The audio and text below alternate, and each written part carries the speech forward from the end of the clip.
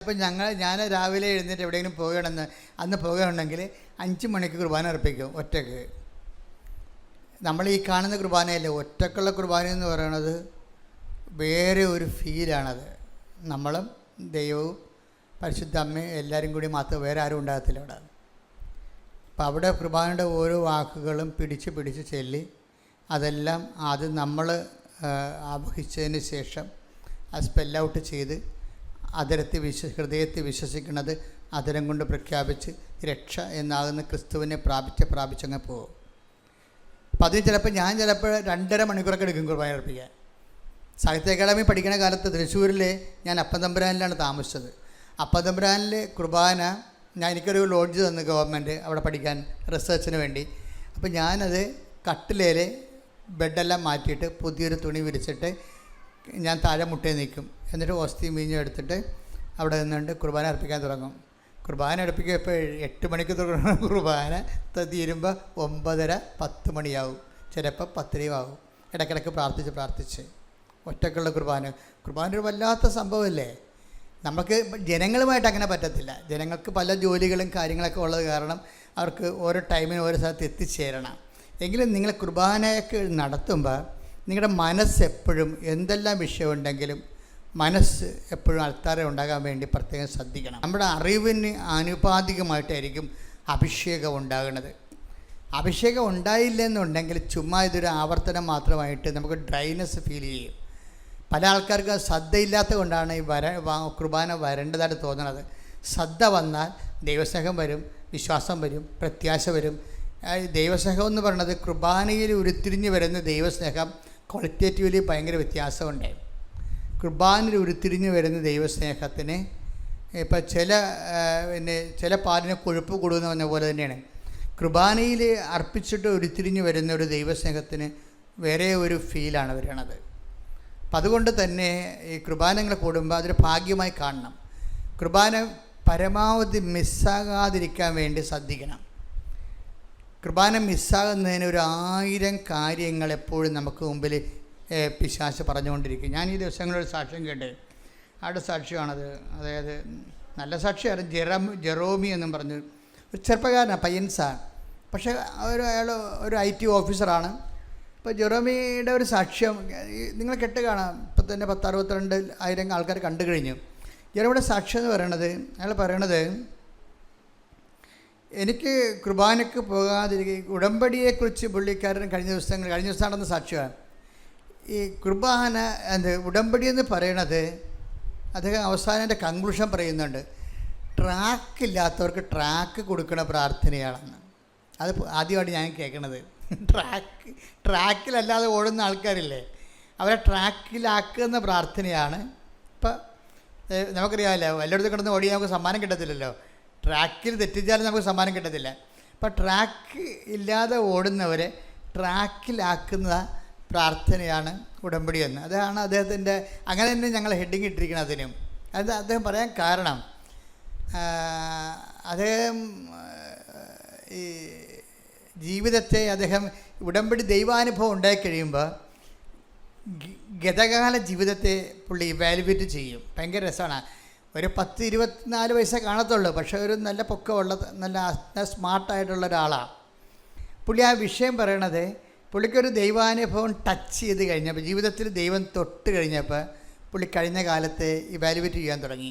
പഴയ കാലത്തെക്കുറിച്ച് പുള്ളി പറയുന്നതിലാണ്. അല്ലാതെ പുള്ളിയുടെ ഒരു പ്രസ്താവന എന്താണ്, ഉടമ്പടി ട്രാക്കിൽ നിന്ന് പുറത്തു പോയ ആൾക്കാർ അത് അങ്ങനത്തെ അനുഭവമാണ് അങ്ങനെ പറയണത്. അത് പറയാൻ കാര്യം, അദ്ദേഹം പറഞ്ഞത്, ഞാൻ റിലേ ചെയ്തിരുന്ന മുഴുവൻ മെറിറ്റിലാണ്. വെച്ചാൽ മെറിറ്റിലെന്ന് വെച്ച് കഴിഞ്ഞാൽ അദ്ദേഹത്തിന് നല്ല ഇൻ്റലിജൻ്റ് ആയിട്ടുള്ള ആളാണ്. അയാളുടെ പ്രൊഫഷന് പറ്റുന്ന രീതിയിലുള്ള സർട്ടിഫിക്കറ്റ് ഉണ്ട് അയാൾക്ക്.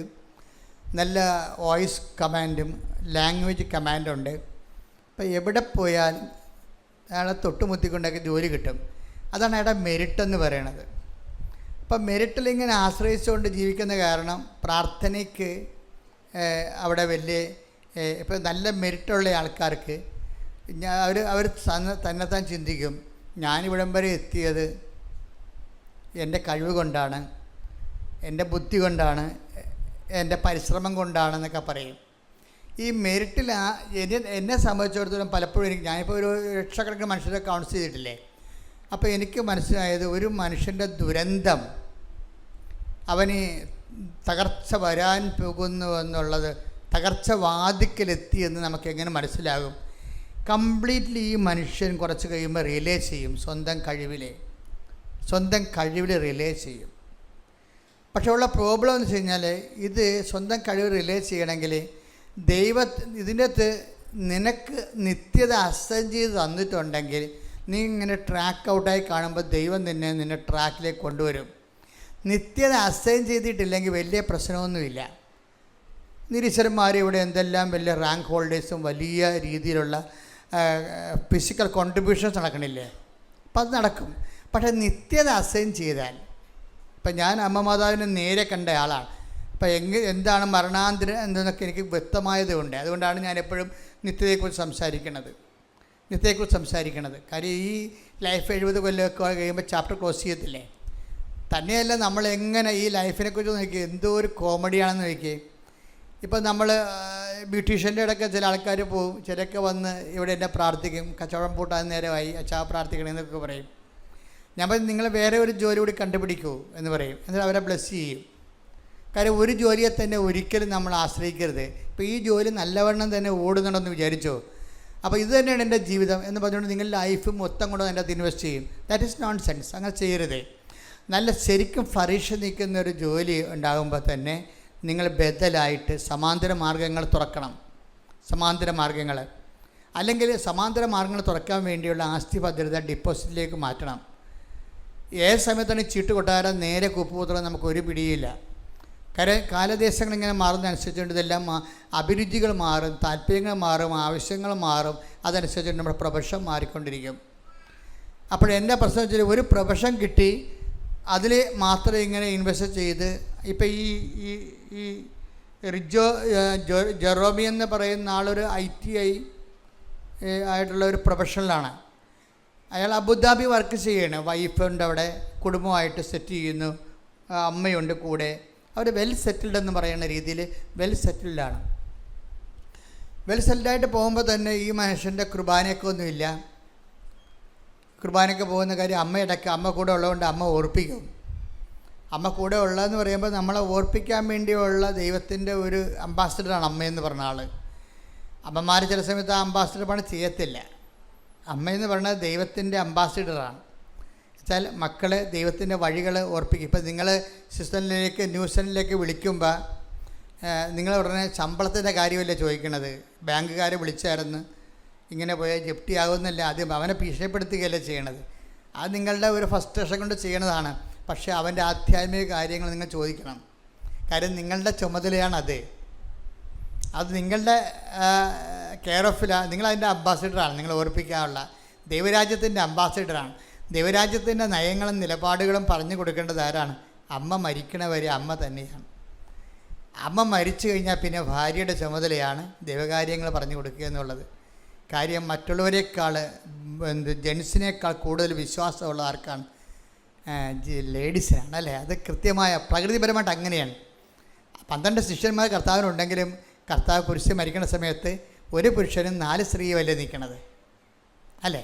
അപ്പോൾ അതിൻ്റെ അർത്ഥം അതാണ് പ്രൊപ്പോർഷൻ. 1 to 4 proportion. 12 ശിഷ്യന്മാർ കർത്താവിനുണ്ടെങ്കിലും കുരിശിൻ്റെ ചുവട്ടിൽ നിൽക്കുന്നത് ആരാണ്? ഒരു പുരുഷനും 4 സ്ത്രീകളും. പ്രാർത്ഥനാ പാടുകളിലും ആ റേഷ്യോ ആണ് ഉണ്ടാകുന്നത് എപ്പോഴും. ഒരു 10 പുരുഷന്മാർക്ക് 40 സ്ത്രീകളുണ്ടാകും. കാര്യത്തെ പെട്ടെന്ന് വിശ്വസിക്കാൻ കർത്താവ് നിങ്ങൾക്കാണ് പ്രകൃതി തന്നിരിക്കുന്നത്. പ്രകൃതിപരമായി ദൈവം നല്ല ജനിതകമായ ഒരു സവിശേഷതയാണ്. നിങ്ങൾക്ക് പെട്ടെന്ന് വിശ്വസിക്കാൻ കഴിയും. கிருபாசன மாதாவுக்கும் இறையேசுவுக்கும் கோடான கோடி நன்றி. என்னுடைய பெயர் ஜெயசீலன். இதனுடைய மனைவி ஜோசபின் கிறிஸ்டி, மகள் ஜனனி, மகன் ஜெசிலின் ஜோ. நான் வர்றது பாலக்காடு மாவட்டம், சுல்தான்பேட்டை மறை மாவட்டம், கொளமடச்சல்லை பகுதியிலிருந்து வர்றேன். நான் உடன்படிக்கை எடுக்க வந்த காரணம், உடன்படிக்கை எடுத்த தேதி 13/12/2022. உடன்படி எடுக்க வேண்டிய காரணம், ஒரு இடம் வாங்குறதுக்கு போயிருந்தேன். அன்றைக்கி இடம் வாங்குற அன்றைக்கி வெறும் 4000 ரூபா பணம் கையில் இருந்துச்சு. இடம் வாங்கின தொகை 55 லட்சம். இந்த 55 லட்சமும் எக்ரிமெண்ட் போட்டதுக்கப்புறம் எப்படியும் எடுக்கணும் அப்படிங்கிறதுல எக்ரிமெண்ட்லேயே விற்கலாம்ங்கிற நிலைமையில் வாங்கி அதை விற்க முடியாமல் போச்சு. கடனை வாங்கி 55 லட்சம் கடன் இருந்துச்சு. அந்த கடன் திரும்ப திரும்ப கூடிகிட்டே போச்சு. என்ன பண்ணுறதுங்கிற ஒரு வழி இல்லாத நிலையில் இருக்கிற போது ஒரு சாவு வீட்டில் வச்சு ஒருத்தர் தோட்டத்தில் வச்சு சொன்னார், இப்படி கிருபாசனம் போனீங்கன்னா இப்படி காலையில் மாலையில் ஜெபம் பண்ணுறது, மெழுகுதிரி பற்றி வச்சு உடன்படிக்கை எடுக்கிறது, இந்த காரியங்களையெல்லாம் கொஞ்சம் சொன்னார். ஏற்கனவே 1-2 பேர் பேப்பர் கொடுத்து இதை சொன்னதை நான் கண்டுக்காமையே நடந்துட்டு இருந்தேன். இருந்தாலும் அந்த இவர் சொன்னதுக்கப்புறம் யூடியூப்பில் பார்க்க போது நிறைய சாட்சியங்களை பார்க்க நேர்ந்தது. அந்த சாட்சியங்களை பார்க்குற போது இப்படியெல்லாம் நடக்குமா அப்படின்னு எனக்கு என்னோடய மனசுக்குள்ள ஒரு இது வந்துச்சு. சரி போய் தான் பார்க்கலாம் அப்படிங்கிற இதில் ஒரு இந்த டேட்டில் வந்து இங்கே கோயிலுக்கு வந்து உடன்படிக்கை எடுத்தோம். உடன்படிக்கை எடுத்து ஒரு வாரம் வந்துட்டு போனோம். மறுபடி 2 முறை வர்றபோது இங்கே சும்மாவை தான் வந்துட்டு போனோம், வந்து ப்ரேயர் பண்ணிட்டு போனோம். ஒரு தடவை வர்றபோது இப்போ ஃபாதரோட ஜோசப் அச்சனோட தியானம் நடந்துட்டு இருந்துச்சு இங்கே. அந்த தியானத்தை கேட்டபோது பரவாயில்லையே, ஞாயிற்றுக்கிழமை செவ்வாய்க்கிழமை யூடியூப்பில் போடுற தியானம் இங்கே நேராகவே நடக்குது, ஞாயிற்றுக்கிழமை வந்து அங்கே பார்க்கலாம் அப்படிங்கிற இதில் தொடர்ச்சியாக ஒரு 7 வாரம் எல்லா ஞாயிற்றுக்கிழமையும் இங்கே வந்தோம். எங்கள் வீட்டுக்கு இங்கேக்கும் 200 கிலோமீட்டர் தூரம் இருக்குது. வர்றக்கு 200 கிலோமீட்டர், போகிறக்கு 200 கிலோமீட்டர். அப்போ எல்லா 7 வாரமும் இங்கே தியானம் தவறாமல் வந்து கலந்துக்கிட்டோம். கொஞ்சம் கொஞ்சமாக மாற தொடங்குச்சு. என்னுடைய கடன் கொஞ்சம் கொஞ்சமாக குறைய தொடங்குச்சு. இது கூட எனக்கு விவசாயம் இருக்குது, மாட்டு வியாபாரம் இருக்குது. இதுக்கு முன்னாடி பார்த்திங்கன்னா மாடு செத்து போயிடும், இல்லை கண்ணூட்டி சுகமில்லாமல் ஆகும், மாடு விற்காது. இந்த மண்ணை மிதிச்சதுக்கப்புறம் ஒவ்வொரு நாளும் வளர்ச்சியாக இருந்துச்சு. அதுக்கப்புறம் கொஞ்சம் கொஞ்சமாக கடன் குறைய தொடங்குச்சு. இந்த இடம் விற்குங்கிற நம்பிக்கையோடு இருந்தோம். அப்போ ஒவ்வொருத்தட்டையும் சொல்லுவேன், நான் 55 லட்சம் இல்லை 55 கோடி இருந்தாலும் எனக்கு பயம் இல்லை,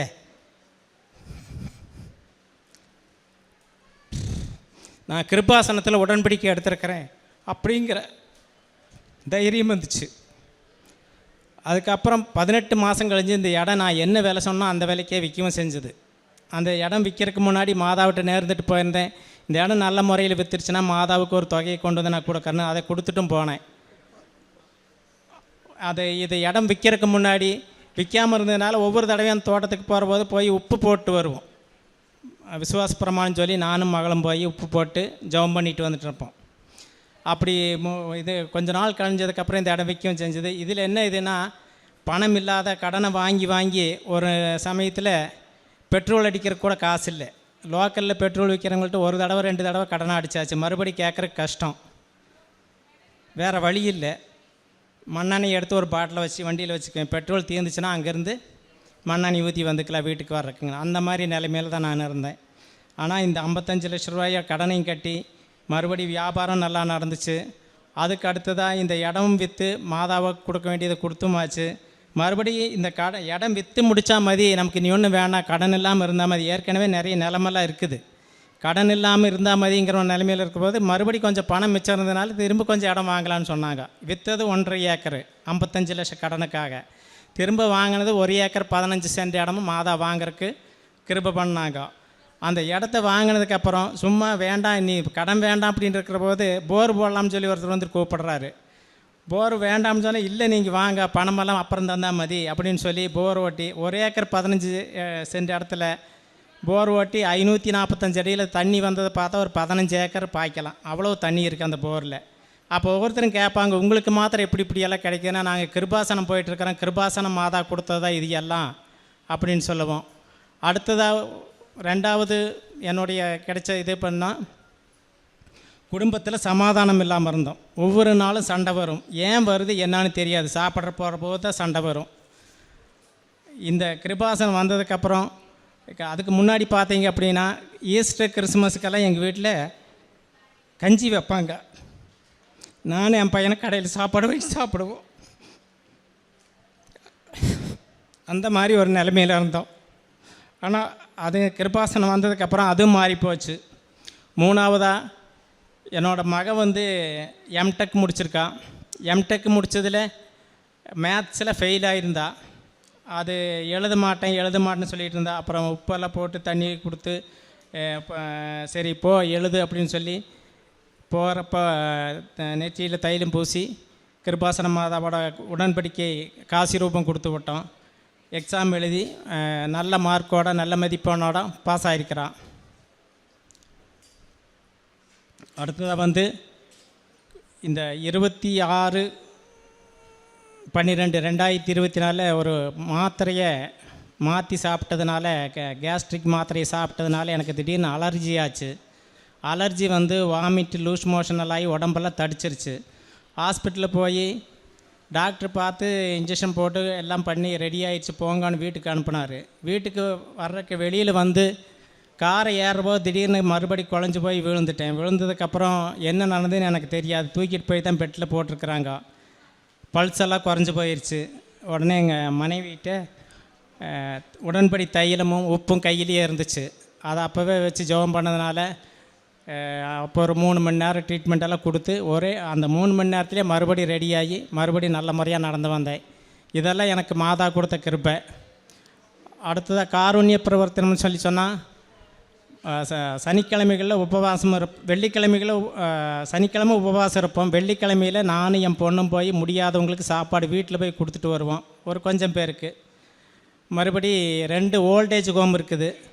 அந்த 2 ஓல்டேஜ் ஹோமுக்கும் மாதம் எங்களால் முடிஞ்ச அளவுக்கு காய்கறிகள் பணமாக கொடுக்க மாட்டோம். காய்கறிகள் எவ்வளோ வாங்கி கொடுக்க முடியுமோ அவங்களுக்கு தேவையான அளவுக்கு 2 ஓல்டேஜ் ஹோமுக்கு ஒரு HIV பாதித்தவங்க இருக்கிற 64 பேர் இருக்கிற ஒரு இடமும், மறுபடியும் முதியோர் இல்லம்னு 64 பேர் இருக்கிற ஒரு இடத்துக்கும் காய்கறிகள் வாங்கி கொடுத்துருவோம். அதுக்கப்புறம் என்னோடய மனைவியும் மகனமாக தனியாக அவங்களும் செய்வாங்க, அவங்கள்ட்ட கொடுக்குறேன். என்னோடய பேர் ஜோஸ்பின் கிறிஸ்டி. நான் வந்து 5/10/2024 அன்னைக்கு உடன்படிக்கை எடுத்தது.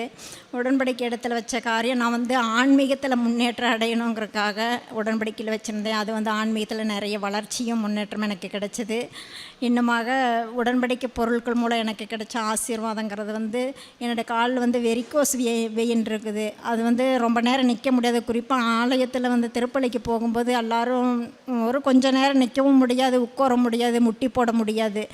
அந்த நேரத்தில் வந்து என்னால் வந்து பக்தியாக ஜெபம் திருப்பலியில் பங்கெடுக்க முடியாத நிலைமை. உடன்படிக்கை தைலம் வச்ச அப்புறம் என்ற வெரிகோஸ் வெயின் வந்து அந்த நரம்பு சுரண்டது வந்து குறையில, இருந்தாலும் வலி முழுவதும் மாறிப்போச்சு. இப்போது நான் வந்து எவ்வளோ நேரம் முட்டி போடவோ நிற்கவோ உட்காரவோ எல்லாத்துக்கும் எனக்கு ரொம்ப முடியறது. அதில் வந்து எனக்கு மாதா கொடுத்த ஆசீர்வாதம். இன்னொன்று வந்து என்ற குதிங்காலில் வந்து எலும்பு வளர்ந்து கொஞ்சம் அதில் வந்து நீர் கோர்த்துருக்கிறதுனால என்னால் வந்து உட்காந்து போட்டு எணிச்சு அதிகமாக வந்து திருப்பலியில் வந்து திவ்ய நற்கரணை எடுக்க மாட்டேன். எல்லாருக்கும் முன்னாடி கால் முண்டி போகும்போது எனக்கு சில நேரம் ஒரு கஷ்டமாக இருக்கனால அதிகமாக எடுக்க மாட்டேன். அந்த பிரச்சனையில் வந்து எப்படின்னா, உடன்படிக்கை தைலமும் உப்பு தண்ணியில் போட்டு குதிங்கால் அந்த இடத்துல வச்சு அது மூலம் எனக்கு நிறைய அந்த பிரச்சனை மாறிப்போச்சு. அதுக்கு முன்னாடி நான் வந்து டாக்டர்கிட்ட போய் காட்டியிருந்தேன். அவங்க சொன்னாங்க இதை ஆப்ரேஷன் பண்ணினா தான் இது சரியாகும் அப்படின்னாங்க. நாங்கள் அதுக்கு போகலை. அதுக்கப்புறம் வந்து பாத உளிச்சல்னு சொல்லிட்டு ஒரு வைத்தியம் இருந்து அதுலேயும் போய் கலந்துட்டேன். அது வந்து அப்போ செய்யும்போது பயங்கரமாக வலிக்கும். ஒரு கட்டையை வச்சு உருட்டுவாங்க, பயங்கர வலிக்கும். உப்பு தண்ணி போட்டு காலில் வந்து செய்ய சொல்லுவாங்க. அதனால ஒரு வருஷமாக வாரத்துக்கு ஒரு நாள் போய் அப்படி ஒளிஞ்சிட்டு வந்தோம். அதுலேயும் எனக்கு சரியாகலை. இந்த கிருபாசனம் என்னைக்கு நாங்கள் வந்தோமோ அதிலிருந்து எந்த பிரச்சனையும் உப்பு தைலத்தின் மூலம் எனக்கு கிடைச்ச பெரிய ஆசீர்வாதம் இது. இன்னுமாக வந்து திருப்பலியில் வந்து நான் எந்த அளவுக்கு நான் வந்து பக்தியோட இப்போ பங்கெடுக்கிறேன்னா, ஒவ்வொரு நாளும் திருப்பலியில் வந்து தாகத்தோடு கலந்துக்குவேன். திவ்ய நற்கரணை எடுக்கிறதுலையும் அதே போல் எழுந்தேற்ற நேரத்துலையும் எனக்கு இருக்கிற பயங்கர ஒரு விசுவாச நம்பிக்கை. உண்மையாலும் ஆண்டவர் அந்த இடத்துல திவ்ய நற்கரணையில் இருக்கிறாங்கங்கிறதுல அதில் ஒரு பயபக்தியோடு கலந்துக்கிறது. 2 வாரத்துக்கு ஒருக்கா பாவ சங்கத்தின் எடுக்கிறது, வாரத்துக்கு ஒரு நாள் உபவாசம் இருந்து கவர்மெண்ட் ஆஸ்பத்திரியில் போய் நோயாளிகளை பார்த்து அவங்களுக்கு என்ன ஒரு 2 பேர் அல்லது 5 பேருக்குள்ளே சாப்பாடு கொடுக்கறது, அவர்களுக்கு டீ செலவுக்கு ஏதாவது போக முடியாதவங்களுக்கு வாங்கி கொடுப்பேன்.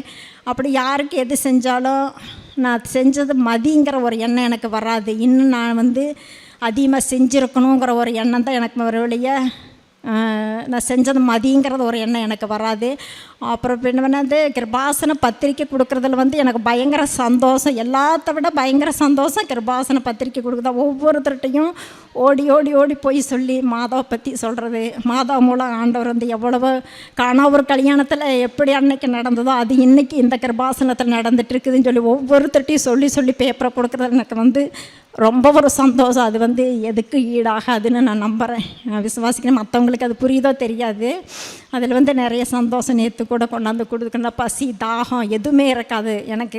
என்னோடய குறிக்கோள் வந்து பேப்பர் கொடுமா, கிருபாசன பத்திரிக்கை கொடுக்குறதா, இப்படி ஒரு ஆசீர்வாதம். இது இந்த இடத்துல இன்றைக்கி நான் வந்து குடும்பமாக நின்று சாட்சி சொல்கிறதுக்கு மாதா வந்து இந்த அருகதியை கொடுத்ததுக்கு வந்து நான் எத்தனை நன்றி சொன்னாலும் ஆண்டவருக்கும் மாதாவுக்கு நான் நன்றி சொன்னாலும் தகாது. ஏன்னா எத்தனையோ பேர் 4 பேர் இதை குடும்பமாக சாட்சி சொல்லும்போது நான் அழுது அந்த சாட்சிகளை நான் கேட்டிருக்கிறேன். என் பேர் ஜெஸ்லின் ஜோ. நான் பிஃபார்ம் ஸ்டூடெண்ட். ஏன்னா நான் இப்போ வந்து எங்கள் அப்பாவோட உடன்படிக்கையிலையும் அம்மாவோட உடன்படிக்கையிலையும் எனக்கு கிடைச்ச அனுபவங்களை பற்றி சொல்கிறேன். நான் ஒரு ஆவரேஜ் ஸ்டூடெண்ட் தான். எல்லா எக்ஸாம் அப்போவும் செமஸ்டர் எக்ஸாம் அப்போவும் ஏதோ ஒரு விதத்தில் படிக்க முடியாமல் போயிடும். ஃபுல்லாக ஒரு சிலபஸ் கூட கம்ப்ளீட் பண்ணாமல் எக்ஸாமுக்கு போகிற நிலமையில் இருக்கும். ஏதோ ஒரு விதத்தில் பாடி பெயினோ இல்லை எக்ஸாமுக்கு முன்னாடி நைட்டு கூட படிக்க முடியாமல் தூங்கிடுவேன். ஆனால் அந்த பாதி சிலபஸ் கூட படிச்சுட்டு போயிட்டு இப்போது என்னால் எல்லா 7 செமஸ்டர் எழுதியிருக்கேன். 7 செமஸ்டரில் என்னால் பாஸ் ஆக முடிஞ்சது. அதுக்கான நான் உடன்படிக்கை தைலமும் உப்பும் வச்சு தான் எல்லா எக்ஸாமும் எழுதினேன். மாதம் என் கூட இருந்ததுனால மட்டும்தான் இத்தனை சப்ஜெக்டில் என்னால் பாஸ் ஆக முடிஞ்சு.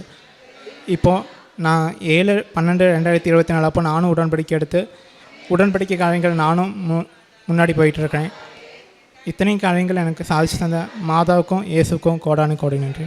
கிருபாசனம் பேப்பர் கொடுக்குறது நாங்கள் வந்துட்டு தமிழ்நாட்டுக்குள்ளே எங்கள் வீட்டிலேருந்து 100 கிலோமீட்டருக்கு அந்த பக்கம் இருக்கிற இடத்துக்கெல்லாம் தான் போய் தான் கொடுக்குறோம். சத்தியமங்கலத்தை, ஈரோடு மாவட்டம் புளியம்பட்டி, லூர்துபுரம், அதே மாதிரி திருப்பூர் மாவட்டத்தை பார்த்துக்கிட்டா அவனாசி, கோயம்புத்தூர் பக்கம் இருக்கிற கரும்பத்தம்பட்டி, பூமலூர், இந்த மாதிரி இடத்துக்கெல்லாம் போய் கொடுக்குறோம். வேளாங்கண்ணி போகிற போது பேப்பர் கொண்டு தான் போவோம். அதே மாதிரி திருநெல்வேலி மாவட்டம் புளியம்பட்டி போகிற போது அங்கேயும் பேப்பர் கொண்டு போவோம். நாங்கள் எங்கெல்லாம் வெளியூருக்கு போகிறோமோ அங்கெல்லாம் பேப்பர் கொண்டு போய் கொடுப்போம். இந்த மாதிரி நாங்கள் மாதாவுக்காக வேண்டி செஞ்சிட்ருக்கிறோம். அதுக்கு மாதா எங்களுக்கு எவ்வளோ செய்கிறாங்கன்னு சொல்ல முடியாது. நாங்கள் இப்போ சொன்னது குறைவு. இன்னும் எத்தனையோ செஞ்சுருக்குறாங்க. 6 கோரிக்கையால் 60, 600ன்னு கூட சொல்லலாம். அத்தனை வளர்ச்சி எங்களுடைய வளர்ச்சி. ഇത്രയും സെഞ്ച മാതാവുക്കും ഇറയമകൻ യേശുവുക്കും കോടാന കോടി നന്ദി. ഈശോ മിശിഹായ്ക്ക് സ്തുതിയായിരിക്കട്ടെ. പരിശുദ്ധ അമ്മ പ്രത്യക്ഷപ്പെട്ട ഈ പുണ്യ അൾത്താരയിൽ സാക്ഷ്യം പറയാൻ സാധിച്ചതിന് പരിശുദ്ധ അമ്മയോടും ഈശോയോടും ആദ്യമായി ഞാൻ എൻ്റെ നന്ദി പറയുന്നു. എൻ്റെ പേര് വർഗീസ്, ഇതെൻ്റെ ഭാര്യ ലാലി. എനിക്ക് 2 മക്കളാണുള്ളത്. ഒരു മോള് ബാംഗ്ലൂർ കൽപ്പിച്ചയച്ചു. എൻ്റെ മോന് അവൻ എൻ്റെ കൂടെ തന്നെ വർക്ക് ചെയ്യുന്നു. എനിക്ക് മംഗലാപുരത്ത് കൺസ്ട്രക്ഷൻ വർക്കാണ്. അങ്ങനെ ആദ്യമായി ഞാൻ ഉടമ്പടി എടുക്കുന്നത് 2019 ഫെബ്രുവരി 18-ാം തീയതിയാണ്. സാക്ഷ്യം പറയാൻ താമസിച്ചതിന് ആദ്യമായി പരിശുദ്ധ അമ്മയോടും ഈശോയോടും ഞാൻ മാപ്പ് ചോദിക്കുന്നു. സാക്ഷ്യം പറയാൻ താമസിച്ചാലും തന്നെ ഞാനിവിടെ വരുമ്പോൾ ഇവിടെ വന്ന് പുതുക്കുകയും നേർച്ച വസ്തുക്കളെല്ലാം വാങ്ങിപ്പോവുകയൊക്കെ ചെയ്യാറുണ്ടായിരുന്നു. അങ്ങനെ ആദ്യമായി ഞാൻ വെച്ച 6 നിയോഗങ്ങളിൽ 3 വലിയ കാര്യം എനിക്ക് സാധിച്ചു കിട്ടി. അതിലേറ്റവും വലുത് എൻ്റെ മദ്യപാനമായിരുന്നു. ഒരു 40 വർഷത്തിൽ മേലായി. ചുരുക്കം പറയുകയാണെങ്കിൽ ചെറുതിൽ തന്നെ ചാച്ചന് കള്ള് മേടിക്കാൻ പോകുമ്പോൾ കുടിക്കുന്ന കൂടെയായിരുന്നു. അങ്ങനെ കുടി മൂത്ത് രാവിലെ മംഗലാപുരത്തക്കാരെ അറിയാമല്ലോ, അവിടെ ഏത് കടയിൽ എവിടെ ചെന്നാലും കിട്ടും സാധനം. അങ്ങനെ തുടങ്ങും. ഉച്ച കഴിയുമ്പോൾ ഓറഞ്ചൊക്കെ തിന്നിട്ട് വീട്ടിൽ വരും. അവൾ എന്നാലും കണ്ടുപിടിക്കും. ആ കുടി അങ്ങനെ മൂത്ത് വൈകുന്നേരം ആകുമ്പോൾ പ്രശ്നമാവും. വീട്ടിൽ വരുമ്പോൾ പിന്നെ വഴക്കാവും, പിള്ളേരോട് വഴക്കാവും, ആകെ കൊള്ളാവും. അങ്ങനെ പോയിക്കൊണ്ടിരുന്നു. അങ്ങനെ താമസിക്കുന്ന കൂടാണ്ട് കുറച്ച് സ്ഥലമുണ്ട്. അവിടെ വെച്ചായി വീണ്ടും അടുത്ത കുടികളെല്ലാം. അങ്ങനെ ആ മദ്യപാനത്തിൽ നിന്ന് വിടുതൽ തന്ന പരിശുദ്ധ അമ്മയ്ക്കും ഈശോയ്ക്കും ആദ്യമായി 100 കോടി നന്ദി പറയുന്നു. അതിൻ്റെ ശേഷമാണ് ഇന്ന് ഞാൻ ഈ നിലയിൽ നിൽക്കുന്നത്. ഇല്ലെങ്കിൽ ഞാനിന്ന് ഈ ഭൂമിയിൽ ഉണ്ടാവില്ല. 40 വർഷമായിട്ട് കുടി ഇവിടെ വന്ന് കൃപാസനത്തിൽ വന്ന് കാല് കുത്തി എൻ്റെ അന്ന് നിർത്തിയതാണ്. തലേദിവസം കൂടി ഞാൻ പൂച്ചാക്കലും തൈക്കാശ്ശേരി എന്നൊക്കെ എൻ്റെ അളിയൻ്റെ കൂടെയൊക്കെ നടന്ന് കുടിച്ച ഒരാളാണ്. കുടി തുടങ്ങിയാൽ രാത്രി ചെല്ലുമ്പോൾ ഒരു 12 മണി. അത് പിന്നെ പറഞ്ഞിട്ട് കാര്യമില്ല. അതിൻ്റെ സത്യാവസ്ഥ അറിയണമെങ്കിൽ അവയ്ക്കേ അറിയാവുള്ളൂ. അവൾക്ക് അറിയാത്ത ദിവസങ്ങളില്ല. അപ്പോൾ ആദ്യമായി ഞാൻ അതിന് 100 കോടി നന്ദി പറഞ്ഞു. എനിക്ക് വേറെ കിട്ടിയ അനുഗ്രഹങ്ങളൊക്കെ എത്രയോ വലുതാണ് ഈ മദ്യപാനം. ഇപ്പം എനിക്കത് വേണമെന്നില്ല. മറ്റത് മംഗലാപുരത്തോടെ പോകുമ്പോൾ കുറച്ച് ധ്യാനം കൂടിയാലോ എപ്പോഴെങ്കിലും ആദ്യം നിർത്തും, പിന്നെ വീണ്ടും തുടങ്ങും. ചെറിയൊരു പാക്കറ്റൊക്കെ അവിടെ കിട്ടും. അതുകൊണ്ട് ഞാൻ അതവിടെ നിർത്തുന്നു. അതിൽ കിട്ടിയ നന്ദിക്ക് ആദ്യം നന്ദി പറയുന്നു. രണ്ടാമതായി കടബാധ്യതയാണ്. ഈ കടബാധ്യതയും വരുന്നത് എവിടെ നിന്നാണ്? ഈ മദ്യപാനത്തിൽ നിന്നാണ്. അപ്പോൾ താമസിക്കുന്ന കൂടാണ്ടുള്ള ഒരു പറമ്പ് വിറ്റിട്ട് കടം തീർക്കാമെന്ന് വിചാരിച്ചു. പക്ഷേ കച്ചവടം നടക്കുന്നില്ല. അങ്ങനെ ഇവിടെ വന്ന് ഉടമ്പടി എടുത്തുകൊണ്ട് പോയതിന് ശേഷം ഇവിടുത്തെ ചെറിയ കാശുരൂപവും ഉപ്പും ഞാൻ ആ 4 മൂലയിലിട്ട് പറമ്പിലിട്ട് വിശ്വാസ പ്രവചനത്തിൽ പ്രാർത്ഥിച്ചു. അത്ഭുതമെന്ന് പറയട്ടെ, ഞാൻ വിചാരിച്ചിരുന്ന വിലയേക്കാളും നല്ല വിലയ്ക്ക് വിൽക്കാൻ പറ്റിയെന്ന് മാത്രമല്ല, ആ പൈസയുടെ ബാക്കി കൊണ്ട് കടം തീർത്ത് എനിക്കൊരു അടുത്ത ഒരു 8.25 സെൻറ്റ് സ്ഥലം അതിനേലും അടുത്ത് വാങ്ങാൻ പറ്റി. അപ്പോൾ ആ സ്ഥലം കണ്ട് തന്നെ ബ്രോക്കറോട് പറഞ്ഞപ്പോൾ ഞാനിത് ചെയ്തു, ഇതേപോലെ തന്നെ കച്ചവടം നടക്കണതിന് മുമ്പ് അവിടെ കൊണ്ടുപോയി 4 മൂലയ്ക്കും കാട് പിടിച്ച് കിടക്കുമായിരുന്നു. അതിനിടയ്ക്ക് കയറിപ്പോയി ഉപ്പിടുകയും കാശ് രൂപം ഡെയിലി ചെയ്തുകൊണ്ടിരുന്ന് 50,000 രൂപ ടോക്കണും കൊടുത്തു. അങ്ങനെ ആ സ്ഥലം വാങ്ങാൻ പറ്റിയെന്ന് മാത്രമല്ല, മറ്റത് 15 വർഷമായിട്ട് ഒന്നും ചെയ്യാൻ ഒരു ജോലിക്കാർ നിൽക്കും, 10-15 ജോലിക്കാരുണ്ട്, അവരൊക്കെ നിൽക്കുന്ന ഷെഡുകളുണ്ട് സിമെൻറ്റ് ഷീറ്റിൽ. പക്ഷേ ഈ പറമ്പിൽ 2 വർഷമായിട്ട് വാങ്ങിച്ച പറമ്പിൽ 5 വീടിൻ്റെ ഒരു വീട് പണി തീർന്നു. നോയമ്പ് കഴിയുമ്പോൾ മെയ് 17 അച്ഛൻ്റെ അടുത്ത് ഡേറ്റ് ചോദിച്ചിട്ടാണ് ഞാനവിടെ വന്നത്. പക്ഷേ അമ്മയുടെ ഈ അൽത്താരയിൽ നിന്ന് സാക്ഷ്യം പറയാതെ ഞാൻ വീട് വെഞ്ചരിക്കരുതെന്ന് തീരുമാനിച്ചിട്ടുണ്ടായിരുന്നു. അങ്ങനെ ഇന്നലെ വന്നതാണ്. ഇന്ന് 12:40 ഞങ്ങൾക്ക് ഇവിടുന്ന് പോകണം. അങ്ങനെ സിസ്റ്ററോട് പറഞ്ഞിട്ടാണ് ഞങ്ങൾക്ക് ആദ്യം തന്നെ ഇപ്പോൾ സാക്ഷ്യം പറയുന്നത്. ഇവിടുന്ന് തന്നെ ഞങ്ങൾ പോവും മംഗലാപുരത്തിന്. അതാണ് രണ്ടാമത്തെ ഒരിത്. ഇത്രയും അനുഗ്രഹം തന്ന ഈ കിട്ടിയ അനുഗ്രഹത്തിന് നന്ദി പറയുന്നു ഈശോട്. മൂന്നാമതായിട്ട് ഞങ്ങൾക്ക് രോഗങ്ങളാണ്. എൻ്റെ ഭാര്യയ്ക്ക് എപ്പോഴും ഈ തലവേദന അങ്ങനെയുള്ള രോഗങ്ങളെല്ലാം ഉണ്ടാവും, തലവേദന കൂടും. അപ്പോൾ ഞാനെന്ത് ചെയ്യും, മറ്റത് തലവേദന എന്നാൽ അവിടെ തളർന്നെത്തി കിടക്കും, കഞ്ഞി ഉണ്ടാവില്ല, ഒന്നും ഉണ്ടാവില്ല വീട്ടിൽ. പക്ഷേ ഞാൻ ഉടമ്പടി തൈലം പുരട്ടി വിശ്വാസപ്രമാണം ചെല്ലും, അത് തീർത്ത് പെട്ടെന്ന് മാറി. ഇപ്പോൾ ഒരു 5-6 ഈ ഉടമ്പടി എടുത്തതിന് ശേഷം അതില്ല അവർക്ക് അങ്ങനെ തലവേദന. വല്ലപ്പോഴും ഒന്ന് വരും പോകുന്നതല്ലാണ്ട് മറ്റതങ്ങനെയല്ല ഇതാണ്. അതുപോലെ തന്നെ ഈ കൊറോണയുടെ സമയത്ത് എനിക്ക് ഡസ്റ്റ് അലർജിയായി, ന്യൂമോണിയായി, അതെപ്പോഴും ഉണ്ടാകുന്ന ഒരു അസുഖമാണ്. അങ്ങനെ ആശുപത്രിയിൽ അഡ്മിറ്റായി. ഇത് മൂന്നാമത്തെ നിയമമാണ് എൻ്റെ. അത് അഡ്മിറ്റായി, ന്യൂമോണിയ മൂത്ത് കൊറോണ വാടിക്കൊണ്ട് തന്നെ എന്നെ കടത്തി. കൊറോണ കടത്തിയപ്പോൾ ഇവർ പറഞ്ഞ് സമ്മതിക്കത്തില്ല, അങ്ങേർക്ക് കൊറോണ ഇല്ലല്ലോ എന്ന് പറഞ്ഞു. KMC ആസ്പത്രിയിലാണ് മംഗലാപുരത്ത്. അങ്ങനെ കൊറോണ കിറ്റൊക്കെ ഇട്ട് ഇവളെയും മകനെയൊക്കെ കടത്തി ഒരു AC റൂമിൽ കടത്തി വിട്ടു. അങ്ങനെ ഞാൻ അവിടെ കിടക്കുന്ന സമയത്ത് ഒരു കൊറോണ രോഗീനെയും കൊണ്ട് വരുന്നതാണ് വീൽ ചെയറിൽ. അപ്പോൾ പറഞ്ഞ് ഞങ്ങൾ സമ്മതിക്കാമെന്ന് പറഞ്ഞ് ഈ കാശ് രൂപം പിടിച്ചുകൊണ്ട് ഞാൻ പ്രാർത്ഥിച്ചു. ആ മനുഷ്യൻ ഡോറിൻ്റെ വാതിക്ക് വന്നിട്ട് പറയുകയാണ്, എനിക്ക് AC റൂം പറ്റിയല്ല എന്ന്. അങ്ങനെ അതൊരു അത്ഭുതമാണ് അവിടെ നടന്നത്. അങ്ങനെ ഒത്തിരി രോഗസംബന്ധമായ അത്ഭുതങ്ങൾ എനിക്ക് കിട്ടിയിട്ടുണ്ട്, പറഞ്ഞറിഞ്ഞാൽ തീരാത്ത. ഇന്ന് വൈകുന്നേരം വരെ നിന്ന് തീർന്നാലും അനുഗ്രഹമില്ല. ഇതെല്ലാം ഈ ഉടമ്പടിയിൽ നിന്നാണ് എനിക്ക് കിട്ടിയത്. മോനാണെങ്കിലും ഇപ്പം എൻ്റെ കൂടെ ഹെൽപ്പ് ചെയ്യുന്നു. എനിക്ക് ഒരു ജോലി മറ്റതങ്ങനെയല്ല, ജോലിക്കാരെല്ലാം മദ്യപിച്ച് ഇപ്പം എല്ലാത്തിൻ്റെയും തുടക്കം ഈ മദ്യപാനം തന്നെയാണ്. അത് കഴിഞ്ഞ് രാവിലെ തുടങ്ങി വൈകുന്നേരം ആകുമ്പോൾ പിന്നെ പണിസ്ഥലത്ത് പോയി കഴിഞ്ഞുള്ള ഞാനാണ് വലിയ ആളെന്നുള്ള രീതിയിൽ തുടങ്ങും.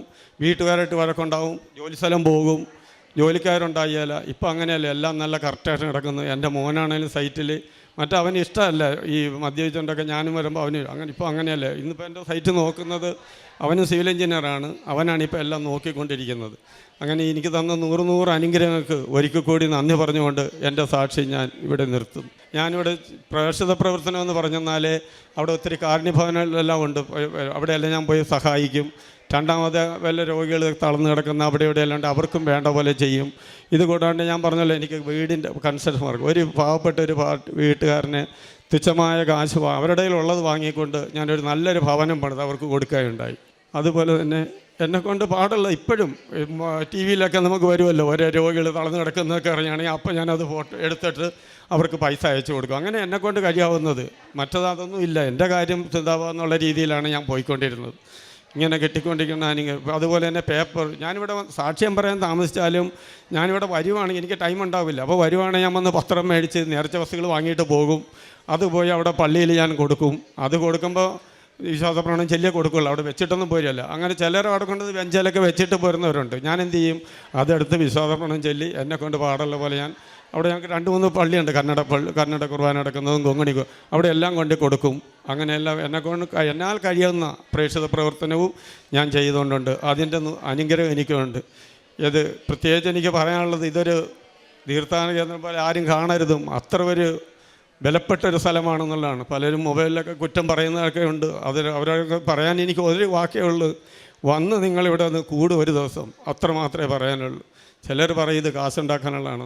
എൻ്റെ ഒരു അനുഭവം ഞാൻ പറയാം. മറ്റത് ഞാൻ മദ്യപിക്കുന്നത് അങ്ങനെയല്ല, ഒന്ന് നിർത്തും, പിറ്റേ ദിവസം തുടങ്ങും, അല്ലെങ്കിൽ എന്നിട്ട് ഇങ്ങനെ പോകും. ഒരാഴ്ച ഏറ്റവും കൂടിയ. ഇന്ന് എനിക്ക് മദ്യം കാണുന്നതോ ഇപ്പം ഞാൻ ഇതുകൂടാണ്ട് ഒരു ക്ലബ്ബിലുണ്ട് ഞാൻ, അവരപ്പുറത്തെ റൂമിൽ മദ്യപിച്ചുണ്ടാവും. മറ്റത് അങ്ങനെയല്ല, ഞാൻ ബാക്കിൽ കൂടി പോയി ആദ്യം അവർ പൊട്ടിക്കുന്നതിന് മുമ്പ് ഞാൻ പൊട്ടിച്ച് കഴിക്കുമായിരുന്നു. ഇങ്ങനത്തെ രൂപക്കൂടിൻ്റെ പുറയിൽ വെച്ചിട്ട് കൂടി കഴിച്ചിട്ടുള്ള ഒരു മനുഷ്യനാണ് ഞാൻ. ഇതെല്ലാവർക്കും ഒരു അനുഭവമാകട്ടെ എന്ന് കൂടി പറഞ്ഞുകൊണ്ട് എൻ്റെ സാക്ഷി. എനിക്കൊരു നാണക്കേടുമില്ല ഇത് പറയുന്നതിൽ. എൻ്റെ ഭാര്യ അത്ര കരഞ്ഞ് പ്രാർത്ഥിച്ചിട്ടുണ്ട് എൻ്റെ ഈ കാര്യത്തിൽ. ഞാൻ നിർത്തുന്നു എൻ്റെ സാക്ഷി.